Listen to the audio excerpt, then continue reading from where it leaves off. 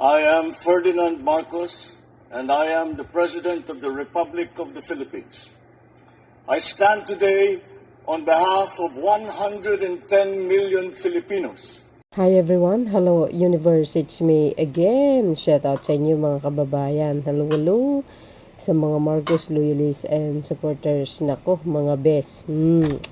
Sabi ko naman sa inyo si Pangulong Marcos Jr.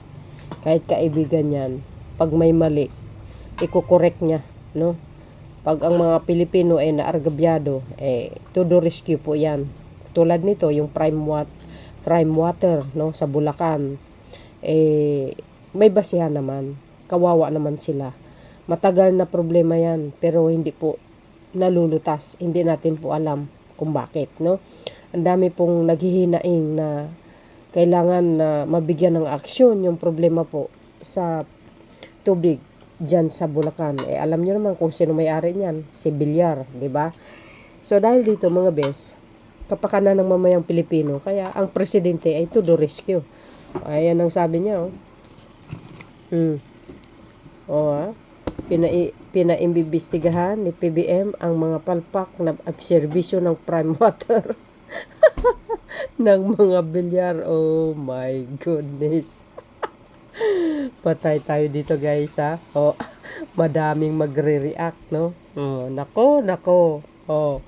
Well, anyway, alam niyo nabanggit din po ni Yusek Castro po yan, mga kababayan. Nakakaawa talaga sila. Kahit yung gobernador nila at saka yung vice-gobernador humingi ng tulong, no? Pero bago natin basahin po, ito po yung sinabi ng ating kababayan na nag-post. Ang mga Pilipino ay patuloy na nakaranas ng kakulangan sa malinis at sapat na tubig. Hindi pwedeng patagilid ang pamahalaan sa mga isyong ito matapos ang mga reklamo mula sa mga residente ng Bulacan ukol sa hindi maayos na serbisyo at mataas na singil ng Villar-owned prime water. Agay, hindi pwedeng palampasin ang pananagutan ng mga kumpanya ng ganitong kritikal na serbisyo publiko. Agay. Binanggit ni Undersecretary Claire Castro na walang puwang sa administrasyon ni Pangulong Marcos ang ganitong uri ng kakulangan sa serbisyo. Ang gobyerno sa kabila ng mga ugnayan ay magsasagawa ng investigasyon sa operasyon ng prime water upang tiyakin na ang pangangailangan ng mamamayan ay inuuna at hindi lang nakabase sa kita. Hindi basta-basta pwede magtago ang mga negosyo sa likod ng mga ganitong isyu, lalo na kung buhay at kabuhayan ng mga tao ang nakataya sa gitna ng mga kritisismong ito ang tanong. Kaya ba ng mga may koneksyon sa mga ganitong kampanya na pamunuan ang tunay na pagbabago mas pinapalakas lang nila ang mga problema ng taumbayan sa kanilang mga kamay? Agay. No? Sabi ko sa inyo mga bes, si PBBM lang ang makakasolusyon dyan. Maniwala mo kayo sa hindi, si Pangulong Marcos Jr. lang. Ayun ako, isang utos lang yan, sigurado. Kaya abangan po natin yan. So, ito guys, yung hinanaing ng gobernador ng Bulacan. Ito, basahin po natin. Siguro kilala nyo naman po yan. Ang dating action star na si Daniel Fernando. So, ito po yun mga kababayan, ang kanyang sinabi. Buhat po nung pag-operate ang prime water, talagang naging problema na ito. Very poor po.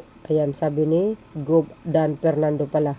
Daniel yan Bulacan, April 28, 2025. Yan ang kanilang hinanaing. At ito naman ang sinabi ng kanyang vice-gobernador. Ano ba ang accountability ng prime water sa atin para tayong naka-hostage dito? Salita lang tayo ng salita pero parang hindi naman tayo pinakikinggan. Sana pakialaman na rin ng Senate. Parang wala nang nakikialam sa senador. Patungkol dito sa tubig, Vice Gobernador. Ayan, Alex Castro. Alam nyo, naghahalal tayo ng mga senador. Dapat nga tutukan nila yan Kasi kawawa ang mamayang Pilipino, mga kababayan. Hindi lang po sa Bulacan, marami po. No? Sa totoo lang. So, in fairness naman dito sa amin, mga kababayan, sa prime water namin dito, minsan may aberya. Well, anyway, basta problema po ng mamamayang Pilipino yan. Kailangan bigyan ng aksyon kasi sila nagbabayad sila ng tama. Tapos yung pamamalakad, hindi tama. Ang may tama talaga yung may-ari. 'Di ba? So, dito sa sinabi ni ni Gobernador Dan Fernando, bagamat ito guys ay pinaparating sa ating mahal na Pangulo, kaya pinapa-imbestigahan niya. Nako, lagot. Ay, nako mga beswa. Alam niyo sa totoo lang, sabi nga nila, paano yan, nasa alyansa si Camille Villar. Ay, ang Pangulo walang pake. 'Di ba? Kahit kaibigan yan, kung mali ang pamamalakad, aayusin. Hindi naman sige, ewan ko lang, no? Kung totoo bang umalis na talaga si Camille Villar kasi hindi na siya umaattend sa alyansa, no? So, well, anyway, wala na tayong pakialam doon. Si Pangulong Marcos Jr., ang sa kanya, hindi po away ang hinahanap niya. Ang gusto niya is solusyon lagi. Ayaw niyang, yung kuda ng kuda sa social media. Ang gusto niya kasi yung dapat, kumbaga, solusyonin ka agad, gawin ka agad, gumawa ng paraan para matapos yung problema. Ganyan ang Pangulo eh. So dahil dito guys, pakinggan nyo yung sinabi ni Yusek Castro. At marami pang mga good news dito sa kanyang press briefing. Okay? Eto na. Question, Jean Mangalus, Philstar. Good morning. Good afternoon. Local officials from Bulacan are urging a deeper probe into the deals of the Villar-owned Prime Water, which has been accused of poor service and high costs. So how does the palace respond to this call? Unang-una po, sinabi po natin na ang kakulangan sa serbisyo ay walang puwang sa administrasyon ni Pangulong Marcos Jr. Ang pangangailangan po ng tao sa malinis na tubig, sapat na supply ng tubig, ay dapat lang po nararapat at hindi pa negosyo lamang, kundi ito ay dapat na kinakalinga ang pangangailangan ng taong bayan. Mag-uutos po ang Pangulo para mag-imbestigahan po ito. Yay! Follow up.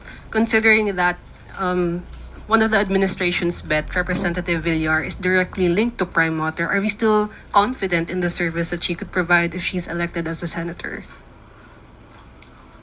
Confidence on how she will perform? Well, it depends on how she will perform. If we will have this trust on her, well, we have to give it to her. But he should prove that she could perform as a leader. With this issue regarding Prime Waters, if there's a need for them to resolve the issues raised by the consumers, I think we should immediately make an immediate action on that. Ma'am, last question, medyo off topic, but while I have your attention, does the palace have a comment on the recent Taiwan report that says the Philippines allegedly started military engagements with Taiwan? Does the Philippine government categorically confirm or deny that we have military ties with Taiwan? We will just defer the question to the National Defense. Welcome sa ating press briefing ngayong araw. Simulan natin sa magandang balita na dala ng administrasyon ni Pangulong Ferdinand R. Marcos Jr. sa bagong Pilipinas. Bilang pagpupugay sa mga manggagawa, ipinag-utos ni Pangulong Marcos Jr. ang libreng sakay sa LRT-1, LRT-2 at MRT-3 mula April 30 hanggang May 3. Ayon sa Pangulo, ito ay pagkilala sa sakripisyo at kontribusyon ng mga manggagawa sa ekonomiya at sa lipunan. Panoorin po natin ito. Kaya nais ko sabihin sa lahat ng ating mga commuter ay inutos ko na para magbigay ng ating konting parangal sa ating mga magnagawa, Labor Day celebration, ay maging libre ang sakay sa MRT3, LRT1, 1 and 2. Ito ay mula April 30 hanggang May 3. Ito ay bilang counting pagkilala sa sakripisyo at ang kontribusyon ng ating mga manggagawa. Hindi lamang sa ating ekonomiya, kundi sa ating lipunan. Happy Labor Day. Sa pangunguna ni Pangulong Marcos Jr., inaprubahan ng NEDA Board bago ito naging Economic and Development Council ang Reducing Food Insecurity and Undernutrition with Electronic Vouchers o ang Refuel Project. Pangungunahan ito ng Department of Social Welfare and Development bilang bahagi ng Walang Gutom 2027 program ng administrasyon. Target nitong mapalakas ang kampanya ng administrasyon laban sa gutom at malnutrisyon gamit ang electronic food vouchers mula 2025 hanggang 2028. Ayon kay Department of Economy, Planning and Development Secretary Arsenio Balisacan, layunin ng proyekto na palakasin ang social protection system ng bansa laban sa epekto ng krisis, sakuna at pagbabago ng klima. Ang refuel ay itinataguyod ng pamahalaan sa tulong ng mga international partners tulad ng Asian Development Bank.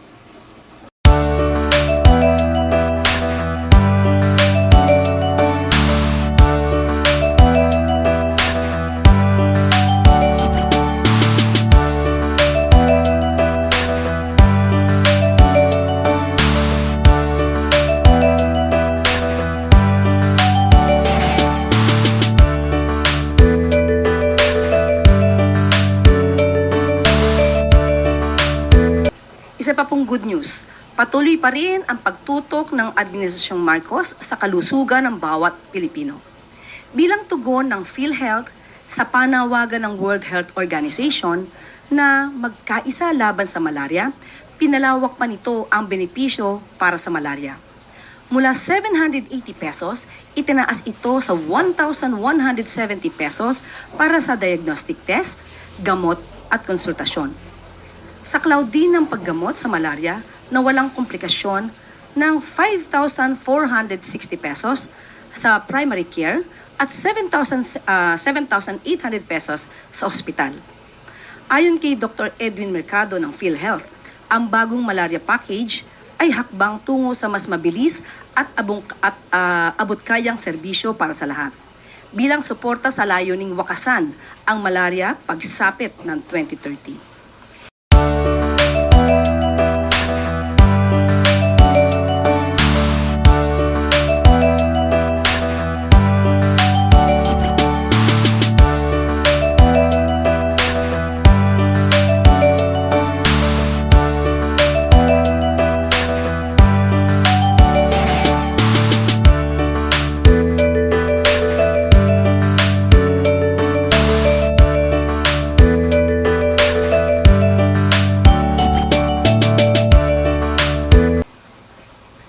Christian Yusores, Radyo 630. Good morning po, Yusek. This week po, 2 beses na pumutok yung bulkang Bulusan sa Sorsogon, and batay po sa huling datos ng Office of Civil Defense, more than 15,000 na pamilya po yung apektado. Ano po yung direktiba ni Pangulong Marcos Jr. and siguro mensahe po sa mga apektadong residente? Dahil nga po sa direktiba po ng ating Pangulo patungkol po dito sa Bulusan Volcano Eruption, dumalaw na po kaagad-agad si Secretary Rex Gatchalian, DSWD Secretary. Pumunta po sila kahapon sa nasabing lugar at sila po ay nagkaroon ng pag-assess at binisita po ang mga evacuation centers. Nandun din po, ready na po ang mga food packs para po sa mga naapektuhan at nagkaroon din po sila ng mobile kitchen dito sa Barangay Tughan, Juban, Sorsogon. At maliban po dyan ay si Director Claudio Yucot po ay sinecure na rin po, requested by the provincial government ang air assets for area reconnaissance and sinabi din po na nagbisita na rin po sila sa mga municipality sa Sorsogon. At mamaya po ibibigay ko po sa inyo yung mga detalye ng mga nasagawa na po ng ating mga heads of departments and agencies. One follow-up lang, ma'am. May makasisiguro po ba sila na may sapat pong budget para po sa pagtugon sa Mount Bulusan eruption, kasi knowing na may patuloy din po na operation and pagbibigay ng response sa mga apektado ng Canlaon in Negros? Opo, nagbigay po ng report ang DSWD po at may mga standby funds po tayo and preposition relief stockpile. So, ibibigay po sa inyo ang mga detalye. Thank you po. Next question, Ivan Mayrina, GMA7. Yusek, patungkol ito sa libreng sakay sa LRT, MRT at LRT 1 and 2, MRT 3. Magkano ho ang gagastusin ng gobyerno para sa libreng sakay ito sa loob ng 4 na araw? Kung di po ako nagkakamali na ibigay po kanina ni Secretary Vince Dizon ang projected budget ang magagastos po dito for 4 days. From April 30 to May 3. Opo, 4 days. At hindi po ito kukulangin at talagang popondohan po ito. May pondo pong sapat. Opo, magkano po, Yusek, if I may ask? Nasa aking cellphone po, alam ko po na report na po yata kanina ni Secretary Vince Dizon. Kaya lang po ito po ay nasa aking, naibigay po sa akin kanina ni Secretary Vince Dizon ang, bibigay ko po sa inyo maya-maya. Yeah. After ko makita po sa aking cellphone na Sige, ibigay ma'am. po niya yung kanya. Opo, may tanong ko na rin po, karaniwan kasi pag halimbawa yan, Labor Day, just on the day itself ang libre at specific sector lang yung magbe-benefit. For example, kung Labor Day, workers. Kung Veterans Day, mga veterans. Ano ho kaya naging decision making dito? Bakit siya binigay ng 4 na araw at para sa lahat? Kasi po, kung May 1 lang po ibibigay, karamihan naman po walang pasok. So hindi naman po nila mararamdaman. Yung benepisyo matatanggap po nila. At sabi nga po ng ating Pangulo, ito po ay pagpabigay pugay na rin po sa ating mga workers. So bigyan po natin kahit konting kaginhawahan at para maibsan naman yung konting hirap sa pamamasahe dahil malaki din po itong gastusin para sa mga manggagawa. At ito pong benepisyo ito ay binibigay ilang araw bagong eleksyon at sunod-sunod din po yung mga surveys on approval and trust ratings. Ano ho ang masasabi ng Malacanang sa mga maaring hindi maiwasang magbigay ng mali siya rito sa pagbibigay ng benepisyong ito sa mga manggagawa at sa mga commuter? Ang May 1 po kasi International Labor Day po ito. Hindi naman po natin pwedeng ibigay ito sa mga manggagawa sa December. So tama lamang po sa panahon kung kailan dapat sineselebrate po ang Labor Day, doon lamang po natin ibigay. Pero yun nga po, hanggang May 3. Opo. Para wag naman po natin bigyan ng mali siya, hayaan po natin makinabang yung taong bayan sa mga maaaring itulong ng gobyerno sa kanila. Salamat. Jinky Baticados, IBC 13. Hi, ma'am. Ma'am, doon lang ako sa rollout po ng bigas para bukas. Ano po ang reaction ng Palace, ma'am? Dahil merong exemption na binigay ang COMELEC last Friday. It was signed already. But then po, sinasabi kanina ni Chairman George Garcia na they're waiting for the DA to have clarification with them kasi as far as they know, yung reso po na parang inilabas nila last Friday, sumasaklaw ng condition that says May 2 to 12 po, hindi siya applicable ng exemption. Okay, sabi nga po sa atin ni DA Secretary Kiko Laurel, nag-apply po sila ng exemption, nabigyan naman po sila. So ang hinihintay, sa buong kadiwa po ito, exempted po. So ang hinihintay na lamang po natin ay ang patungkol po sa LGU. Well anyway, ang good news po, bukas po ilo-launch sa Cebu ang nasabing 20 pesos at lahat po, 20 bigas meron na. Okay? At sa Cebu po, hindi lamang po vulnerable sectors ang makikinabang. Sa araw po, bukas po sa bukas. Bukas po lahat ay pwede pong mag-avail sa Kadiwa stores sa Cebu. Hindi po pili, kundi lahat po na maaaring mag-avail po nito ay allowed po. Hindi po ito limited lamang sa vulnerable sector. Ma'am, I do not know how the Palace reacts on this because kanina sinabi niya na tomorrow wala pong problema because May 1 pa lang. But May 2 to 12, parang clear nila na baka kung maaari daw ay gawin na lang ang rollout kahit sa buong Pilipinas right after election. I don't know what the Palace would react on this Sa one. buong Pilipinas po. ang sabi ni Attorney Garcia po, kanina na in-interview siya. After election na lang kasi yung nga pong sinasabi nila on the reso na binigay nila for the exemption, May 2 to 12 lang po, ma'am. Kung yun po ang magiging panukala at polisiya po ni COMELEC Chair, tayo naman po ay tutugon. Next question. Eden Santos, Net25. Yes, sir. Good morning po. Sabi po ni Vice President Sara Duterte sa isang interview sa kanya na siya ay kasama dun sa ICC list po ng mga may kaso doon kagaya ng kanyang ama. At ito po ay kinumpirma din ni Presidential Sister Senator Amy Marcos.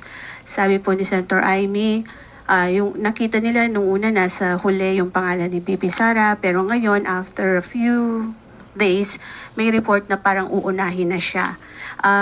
Any comment po from the palace? At kayo po, ang Malacanang po ba ay hihingin din ng tulong ng Interpol para sila po ay maaresto? Sa kasalukuyan po, ang inyong katanungan ay very hypothetical. So wala po kaming masasabi patungkol po dyan. At we are not dealing directly with the ICC. Kung meron pong katanungan patungkol po dyan, mas maganda po kung makikipag-usap sila sa ICC. Wala po tayong anumang impormasyon mula sa ICC.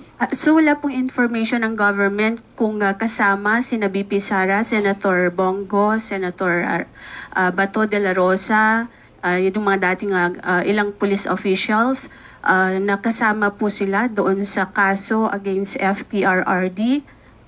Kung saan po nakuha ng Vice Presidente ang kanilang mga impormasyon, mas mabuti po sana kung sa kanila kukunin. Dahil sa panahon po ngayon, wala po kami masasabi patungkol po dyan. Thank you. Good afternoon, ma'am. Ma'am, recently the NBI arrested a Chinese national with alleged spy device near Comelec.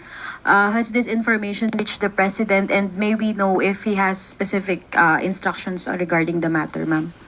That is an issue of national security, so we will just leave it at that. We will leave it at that. And we will just have an investigation, thorough investigation on that matter. Ma'am, how concerning this matter is for the Marcos administration? It's quite alarming. It's quite alarming. And that's there is still the president has distrust on the intelligence agents that made the operation. So we will just have to wait for the final investigation on that matter.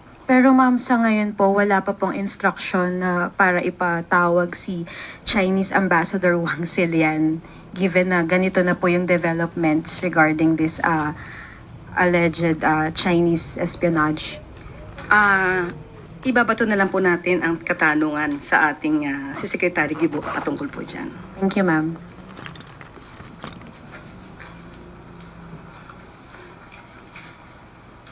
At bago po tayo magtapos, para sa ating huling good news, alinsunod sa pangako ni Pangulong Marcos Jr.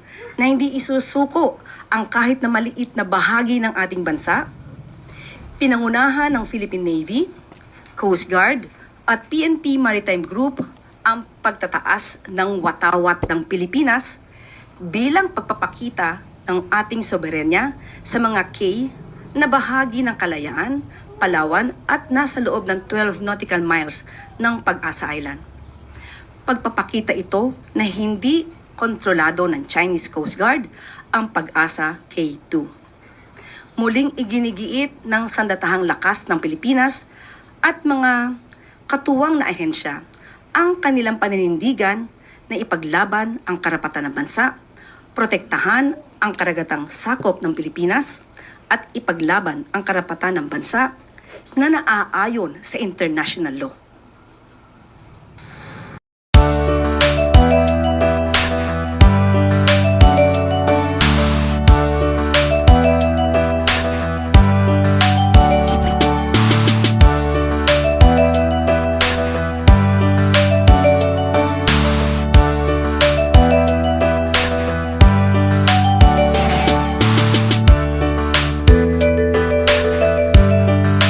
Dito po po nagtatapos ang ating briefing. Maraming salamat Malacanang Press Corps.